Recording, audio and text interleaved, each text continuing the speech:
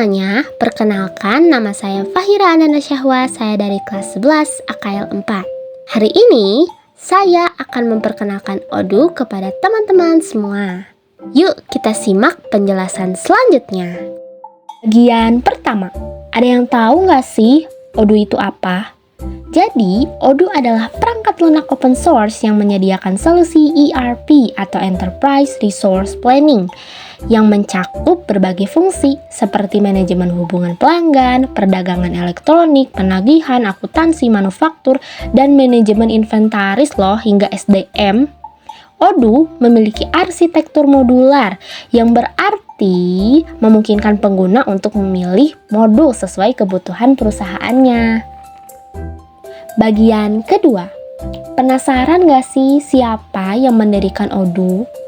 Jadi, Odoo didirikan oleh Fabien Pinckaers pada tahun 2005.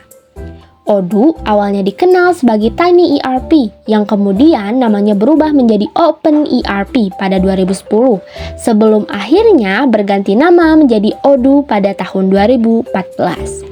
Odoo diciptakan untuk memberikan solusi ERP yang lebih fleksibel dan terjangkau, terutama bagi bisnis kecil dan menengah yang membutuhkan alat manajemen bisnis yang komprehensif, namun tidak ingin terikat dengan biaya yang tinggi dari ERP tradisional. Hingga saat ini, Odoo merupakan perangkat lunak bisnis yang paling banyak diinstal di dunia dengan lebih dari 5 juta pengguna di seluruh dunia. Yang ketiga, yaitu kelebihan dari situs Odoo. Yang pertama adalah modularitas, yang berarti pengguna bisa menyesuaikan Odoo sesuai dengan kebutuhan bisnis mereka. Yang kedua adalah open source, yang artinya kode sumbernya bisa diubah atau didistribusikan secara bebas. Yang ketiga adalah integrasi yang mudah. Jadi, Odoo memungkinkan integrasi lintas departemen seperti penjualan, inventaris, keuangan, dan lain sebagainya yang bisa membantu efisiensi bisnis. Yang keempat adalah skalabilitas, yang artinya dapat digunakan oleh perusahaan kecil, menengah, dan besar karena mudah diperluas seiring pertumbuhan bisnis.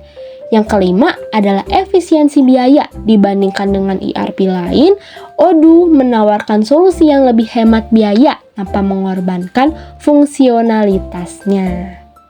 Nah, sekarang udah tahu kan fungsi dari Odoo itu apa?